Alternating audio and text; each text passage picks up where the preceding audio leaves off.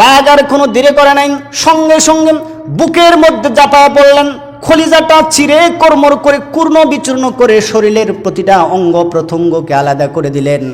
সঙ্গে যখন তারা সজাগ হয়ে দেখলেন এ উতাইবা নামক ওই সন্তানকে বাঘ একটার দুইটা নয় শতাশতি কুড়ি করে করে আলাদা করে ফেললেন, কিন্তু বাঘ তার শরীরের এক টুকরা পশম পর্যন্ত বাঘে খায় নাই।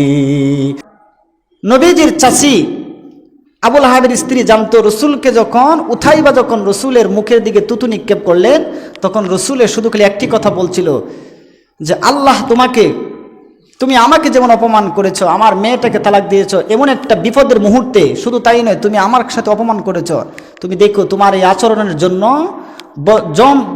বন জঙ্গলের হিংস্র প্রাণী তোমার এই চেহারার মধ্যে আঘাত করবে, পৃথিবীর কেউ ফিরাইতে পারবে না।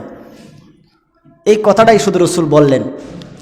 চলে গেলেন মার কাছে, উম্মে জামিলের কাছে। যখন চলে গেলেন বললেন, বাবা তোমাকে যে কথা বলছিলাম, তুমি কি মোহাম্মদের মেয়েটাকে কি তুমি ছেড়ে দিছো? হ্যাঁ ছেড়ে দিছি। কমা শুধু ছাড়ি না, আমি এই কাজও করছি, আমি তার অপমান করছি আমার শ্বশুরে। খুব ভালো করেছ। যখন চলে গেলেন, কিন্তু ওই মহিলা ঠিকই জানতো যে আবদুল্লাহর বেটা মুহাম্মদ সাল্লাল্লাহু আলাইহি ওয়াসাল্লাম 100% নবী, কোনো সন্দেহ ছিল না। কথা বলেন ঠিক কিনা?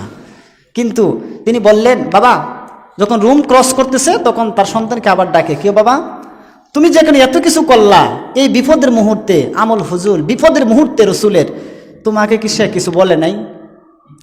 এমন কথা তো কইছে। সঙ্গে সঙ্গে এই আবু লাহাবের স্ত্রী অস্থির হয়ে বলতেছে, বাবা নিশ্চিত থাকো পৃথিবীর কেউ তোমাকে বাঁচাইতে পারবে না, মুহাম্মদের কথা সত্য হবে। চিৎকার মেরে আল্লাহু আকবার। আবু জাহালের স্ত্রী এবং আবু লাহাবের স্ত্রী যখন শুনতে পেলেন, সন্তানের মুখ থেকে যখন শুনলেন যে রাসূল তার জন্য এই বরদোয়া করেছেন, মুফাসসির কিরাম তাফসীরের মধ্যে বলেন এই কোটি কোটি টাকার সত্য আবু লাহাব যখন একটি সফরের দিকে রওনা হন, ব্যবসার কাফেলা নিয়ে যখন সৈন্যবাহিনীকে নিয়ে যখন সামনের দিকে যখন ব্যবসার জন্য যখন সিরিয়ার দিকে রওনা হন, কিন্তু মায়ের মনে কোনোদিন সন্তানের জন্য অশান্তি সৃষ্টি হয়ে গেছে। কারণ আবদুল্লাহর বেটা মুহাম্মদ দোয়া করেছেন, কারণ উনি আবু লাহাবের স্ত্রী জানতো আবদুল্লাহর বেটা মুহাম্মদ জীবনে কোনোদিন মিথ্যা কথা বলে নাই, যা বলেছে সত্য হয়েছে। আমার সন্তানের সম্পর্কে যেহেতু সে এই মন্তব্য করেছে, আমার সন্তানকে অবশ্যই বন জঙ্গলে হিংস্র প্রাণী আমার এই সন্তানের দেহটা চূর্ণ বিচূর্ণ করবে, এতে কোনো সন্দেহ হতেই পারে না। এই কথা বলতে আবু লাহাবের বললেন, আর এটা নিয়ে ভয় পাইও না, এটা কোনো ব্যাপার হইল নাকি, যাও আমার যে কাফেলাটা বিদেশের উদ্দেশ্যে রওনা দিছে এই কাফেলার আমার সন্তানকে পাঠায় দাও। যখন পাঠানো হলো, যাইতেছেন এমন এক জায়গায় গেছেন, যাওয়ার সময় বিশাল এক জঙ্গল, এই জঙ্গলে যাওয়ার পর হয়ে গেছে রাত। এখন ওরা তো রাত্রে থাকতে হইব, এরা তো রাত্রে একটা তাবু গাড়ি এত টাকার একটা ব্যবস্থা করতে হবে। এই টাকার ব্যবস্থা করার জন্য এই আবু লাহাবের সম্পত্তি থেকে তিনি আবু লাহাব তার কর্মচারীর আদেশ করলেন যে একটার দুইটা নয় শতাশতি বস্তাকে একত্রিত করে অনেক উপরে আমার সন্তানকে রাখো। বাঘ আর সিংহ প্রাণী কোথায় থেকে আমার সন্তানকে পাবে, আর তোমরা চতুর্দিক থেকে ঘেরাও করো, যাতে কোনো দিনে যেন আমার এই সন্তানকে যেন বাঘে সিংহ যেন না পা, হিংস্র প্রাণী যেন আমার সন্তানকে না ধরতে পারে।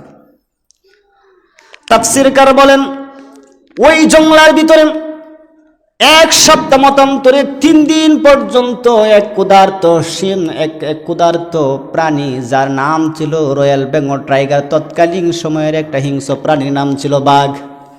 ওই বাঘটা 1 সপ্তাহ 3 দিন পর্যন্ত ক্ষুধার্ত, এমন ক্ষুধার্ত নয় সে খাদ্যের জন্য হুহুকার হয়ে সারা জঙ্গলে তছনছ করে মানুষ খুঁজতেছেন, কাবারের তালাশে পাগল পারা হয়ে বাঘ মানুষ খুঁজতেছেন।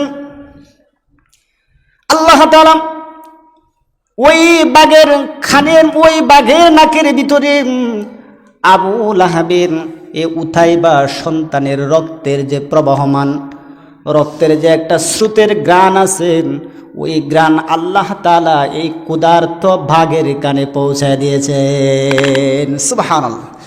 আল্লাহ হুকুম করলেন, বাঘ তোমার জন্য খাদ্য প্রস্তুত আছে, তুমি এমন জায়গায় যাও, তোমার জন্য খাদ্য প্রস্তুত।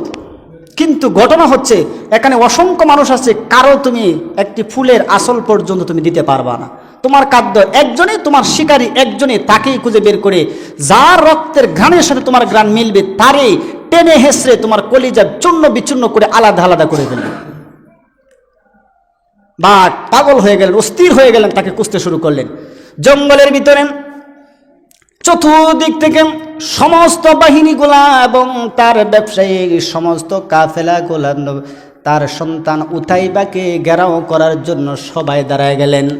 আল্লাহ তাআলা ওয়ালা সিনাতু ওয়ালা নাউম, আল্লাহ তাআলা নাউম নামক ঘুমের যে একটি নিয়ামত আছে, আল্লাহ তাআলা প্রত্যেক ব্যবসায়ীদের চোখের ভিতরে আল্লাহ তাআলা ঘুম নামক নিয়ামত পৌঁছায় দিলেন। প্রতিটা মানুষ দাঁড়ায় ঘুমাইতে শুরু করলেন, তার বাবা সহ তাসা ঘুম। আর বাঘ আস্তে আস্তে করে প্রত্যেকে রক্ত চেক করা শুরু করেন, কারোর সাথে মেলে না। কারণ এই বাঘ একজনের রক্ত গ্রহণ করবে, এই যে নবীজি দোয়া করছিলেন, এই দোয়ার বরকতে ওই লোকেরই খুঁজে বের করবে, কারো শরীরে আঘাত করবে না। আস্তে আস্তে করে যখন কাউকে খুঁজে পায় না, এই যে বস্তার সিঁড়ি সিঁড়ি অবস্থায় যে উপরে রেখেছিলেন তার সন্তান উতাইবাকে, বাঘ আস্তে আস্তে করে কুঁচতে কুঁচতে উতাইবার শরীরে বাঘ যখন শুনলেন, শুঙ্গার সঙ্গে সঙ্গে আল্লাহ তাআলা যেই রক্তের ঘ্রাণে মিলাই দিয়েছেন, সঙ্গে সঙ্গে রক্তের ঘ্রাণটা মিলে গেলেন। বাঘ আর কোনো দেরি করে নাই, সঙ্গে সঙ্গে বুকের মধ্যে ঝাঁপায় পড়লেন, খলিজাটা চিরে কর্মর করে কূর্ণ বিচূর্ণ করে শরীরের প্রতিটা অঙ্গ প্রত্যঙ্গকে আলাদা করে দিলেন। সঙ্গে যখন তারা সজাগ হয়ে দেখলেন এ উতাইবা নামক ওই সন্তানকে বাঘ একটার দুইটা নয় শতাশতি কুড়ি করে করে আলাদা করে ফেললেন, কিন্তু বাঘ তার শরীরের এক টুকরা পশম পর্যন্ত বাঘে খায় নাই। কারণ হলো বাঘ জানে তার শরীরের মধ্যে নাপাক রক্ত প্রবাহিত, বাঘ জানে এমন বাবার সন্তান, সে তার শরীরের মধ্যে রক্ত প্রবাহিত আছে, সুদের রক্ত প্রবাহিত আছে, তার অসংখ্য টাকা আছে। তখন আবু লাহাব চিৎকার মেরে বললেন যে টাকা, ধন সম্পদ এবং প্রতিশ্রুতি ক্ষমতা কোনোদিন আল্লাহর হাত থেকে বাঁচাতে পারে না। ঠিক কিনা বলেন? শুধু আজকেই প্রমাণ, ইতিহাস সাক্ষী, কখনো আপনার টাকা পয়সা ধন সম্পদ কোনো কিছু আল্লাহর হাত থেকে বাঁচাইতে পারে না। যদি আল্লাহ কাউকে যদি